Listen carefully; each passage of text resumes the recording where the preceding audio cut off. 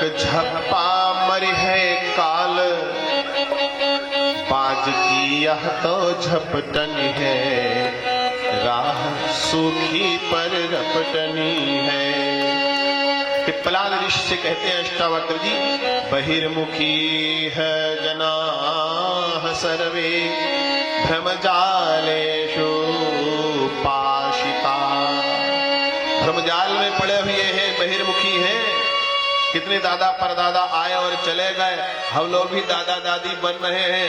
नए वाले आ रहे, पुराने वाले जा रहे, नए वाले आ रहे, पुराने वाले जा रहे। लेखपाल काट काट कर नाम चढ़ा रहा है, वल्दियत बदल रही है।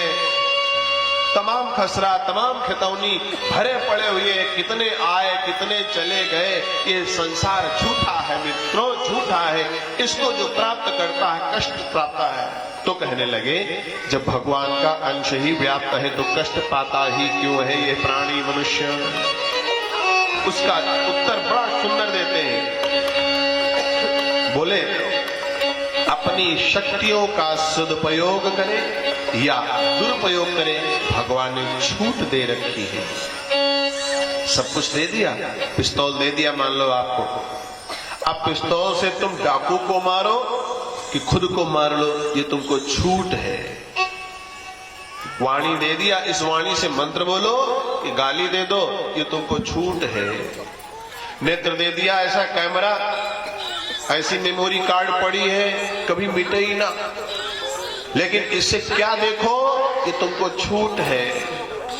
कान दे दिया, ऐसा साउंड सिस्टम दिया है कि कभी खत्म ही ना हो जब तक मर न जाओ, कभी हटे ही ना।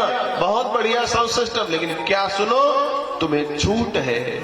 जिह्वा दिया है, इसमें क्या खाओ, मांस खाओ, गाय का मांस खाओ, दूसरे की हत्या करके खूब स्वादिष्ट बना करके दूसरे का मांस पका पका कर खाओ, छूट है।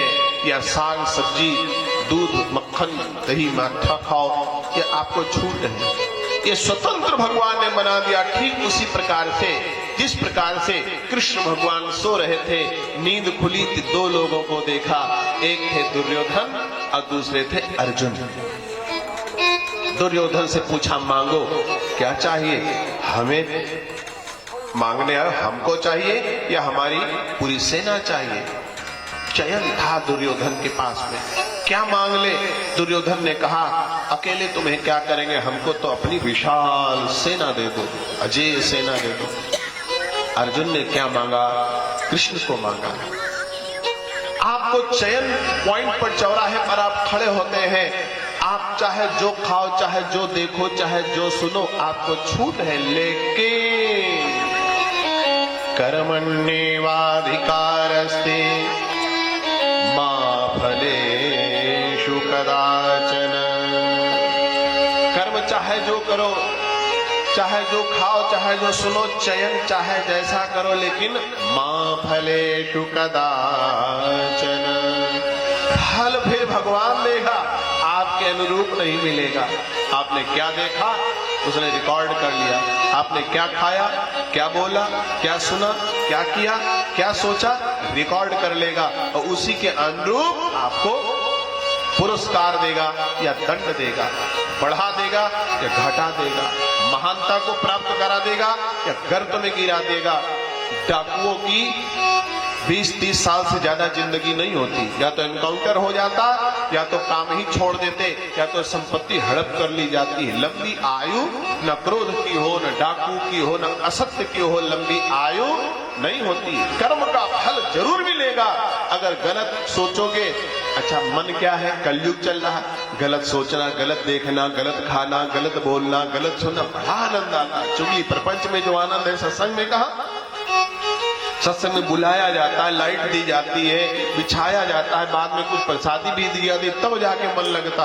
और प्रपंच हो रहा हो तो अरे धूल मिट्टी में उकड़ू सुकड़ू बैठ करके आप देखेंगे, गंदा नाच नाचने वाली कोई वैश्या आ जाए तो देखेंगे कितना रस आता है संसार में। चाहे जितना रस ले लो, लेकिन कर्म का फल जब मिलेगा तब पछताओगे। शुरू में गलत करते हैं तो नहीं पछताते, कर्म का फल मिलता है तब पछताते हैं। तब महामृत्युंजय मंत्र का जप कराते हैं, तब मान मनौती करते हैं और पतौरा में गांठ लगाते हैं, कुश में गांठ लगाते हैं, फंदा लगाते हैं, जाने क्या क्या करते हैं, घंटी बांधते हैं, वहां चीर बांध करके आते हैं, संकल्प लेकर के आते हैं, ईंटा पर ईंटा रख करके आते हैं, हे भगवान मेरी ये कामना पूर्ण हो जाए, हे भगवान ये हमारी कामना पूर्ण हो जाए। भगवान कर्म का फल तब जरूर देते हैं। कोई पंडित काम नहीं आता, कोई मंत्र काम नहीं आता, कोई गांठ काम नहीं आती है, कोई फल नारियल का काम नहीं आता है, किसी देवी देवता का दर्शन प्रायः काम नहीं आता है। हम तो जरूर हो जाता है प्रार्थना से, शिर नहीं होगा। क्यों? आज जिंदगी और बुरे काम करते रहिए, फिर किसी मंदिर में जाकर गांठ लगा के आ जाइए, किसी मंदिर में जाकर के नारियल रख करके आ जाइए, किसी गुरु से आप मंत्र दीक्षा ले लीजिए और कहिए अब हम पाप हमारे सब धुल गए और फिर आकर के वही करने लगिए, तब तो ये तो वही काम हो गया। गए गंगा नहा के चले आए, सब पाप खत्म, फिर पाप करो, फिर गंगा नहाओ, फिर पाप करो, फिर गंगा नहाओ, फिर पाप करो, फिर गंगा नहाओ। तो ऐसा बेवकूफ भगवान नहीं है जितना हमने भगवान को समझ रखा है। लोग मारे न जाए। हमारे जूनियर हाई स्कूल पढ़ते थे तब तक की धारणा थी, रास्ते में वो घास पड़ती थी, घास को गांठे लगाते थे, किसलिए? आके खोल देंगे। अगर मास्टर जी ने आज मारा नहीं तो गांठ खोल देंगे, नहीं तो गांठ लगी रहती थी। ऐसी मान्यता कि गांठ लगा दो घास की तो घास बचा ले, पेड़ का पत्ता रख लो तो पेड़ बचा ले ना। भाइयों बहनों, ईश्वर ने, ऋषि कहते हैं अष्टावक्र जी पिपलाद से, ईश्वर ने अपना अंश सब मनुष्यों को दे रखा है, समान रूप से दे रखा है, सारी विशेषताएं दे रखा है। जो चाहो करो खाओ छूट दे रखी है, लेकिन परिणाम में छूट नहीं है। जो परिणाम मिलेंगे तब लोग पछताते हैं, पछताने के पहले ही सुधार लो जीवन। कर्मों के फल से न बचोगे, कर्मों के फल से न बचोगे, चलना बहुत संभाल।